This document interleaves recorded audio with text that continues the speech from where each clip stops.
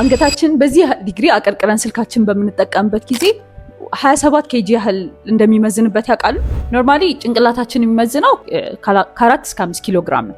የአንገታችን ጡንቻዎች አንገታችን ጎንበስ ባለ ቁጥር ለምሳሌ 15 ዲግሪ ጎንበስ ስንል 12 ኬጂ ያህል ይመዝንበታል። ወይም ደግሞ ልክ አሁን እቃ ከሰውነታችን ራቅ አድርገን ስንይዝ እንደሚከብደን ቀረብ አድርገን ስንይዘው ደግሞ ቀለል እንደሚለላ ሲምፕል ፊዚክስ ማለት ነው።